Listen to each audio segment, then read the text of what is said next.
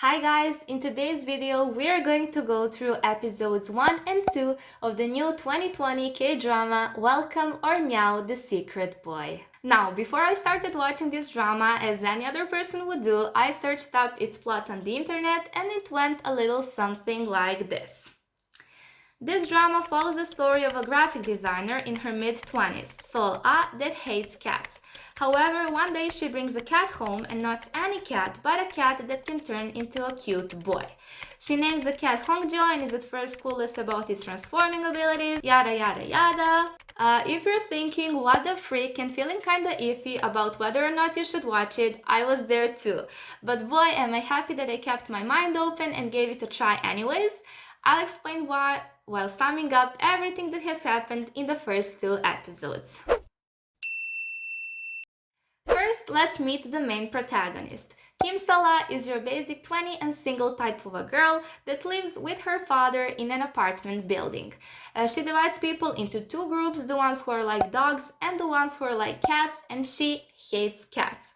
Her father is a poet who used to teach at a culture center and is distant and quiet. Her mother died when she was very young and her father has never been the same ever since. Sola works in a graphic design company with her best friend from high school named Goo A-ra. People in her office are your standard office colleagues, but one girl stands out. Her name is Eunji and she is the quiet and shy type that seemingly has a crush on Do-shik.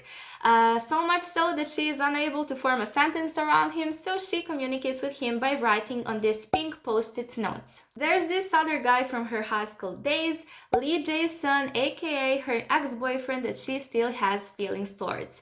They were dating but broke up for an unknown reason, and then he proceeded to date this other girl. He bought that girl a cat named Sergey, and then they broke up after 10 months of dating. He used to study law but decided to drop out for his passion of leather carving, which made his father very unhappy. Later on, we also find out that he was actually adopted by his current father when he was in his teens.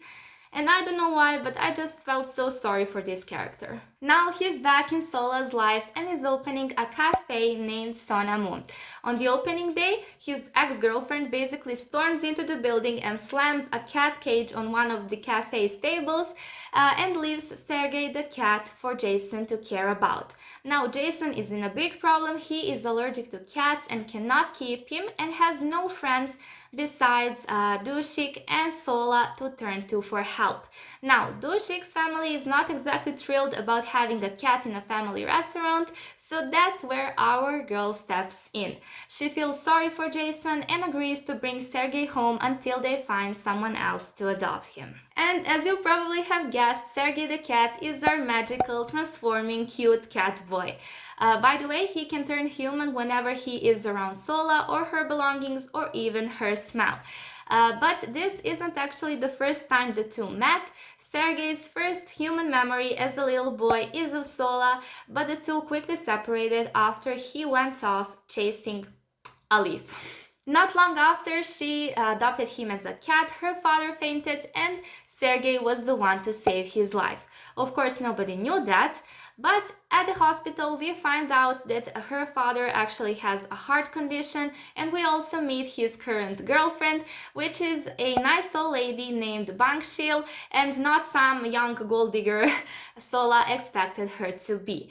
The two decide to move to a countryside for the sake of his health, and Sergey and Sola are moving into Bangshil's house, which is, and wait for it, right across the street from Jason and his cafe. Sola then decides to change the name of the cat from Sergey to Hongjo, and what's really interesting is just how much the relationship between Sola and Hongjo the cat has developed just in the first few episodes.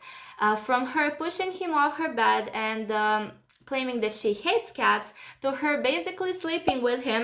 And this is the moment where I realized why this show is marked PG-15 and running in the middle of the night to the vet when the rain is pouring and she has the fever herself just to save the poor Hongjo. And after they got back from the vet, Sola fell asleep exhausted and burning in fever, and Hongjo turned human and cared for her the entire night until she got better. Now the question may emerge, when will they finally meet human to human? And we're getting there. One day, Sola is at work and the rain starts pouring out of nowhere. She has no umbrella. Hongjo gets worried and goes to the station to wait for her with a yellow umbrella. And then...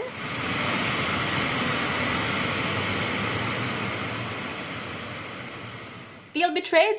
I did too. The first actually meet when Sola is falling off of a roof and Hongjo is the one to catch her, but he quickly disappeared afterwards. Their first real encounter where they actually talked was quite underwhelming in my opinion. He kept following her and repeating that he saved her, which made him look like just some random person that wanted something in return. And Sola did buy him food and drinks and also gave him her cat keychain. And if you're wondering about her first impression of him as a human, well, she thought he was, and I quote, a village idiot. Meanwhile, her relationship with Jason is getting better and she couldn't be happier.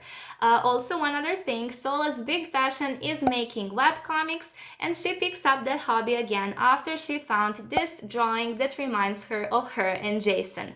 She's drawing in the middle of the night when she starts hearing these creepy noises and scared runs across the street to Jason, thinking that someone might have broken into her house.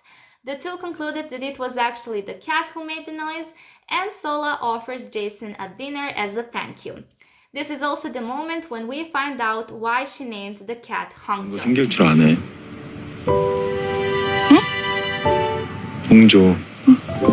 Just when the two were about to have a romantic moment, Hongjo walks into the kitchen in his human form. And that love triangle moment is where we are left hanging, guys. I cannot wait for the next episode. This is a truly feel-good K-drama with a bunch of cute moments and I'm already hooked.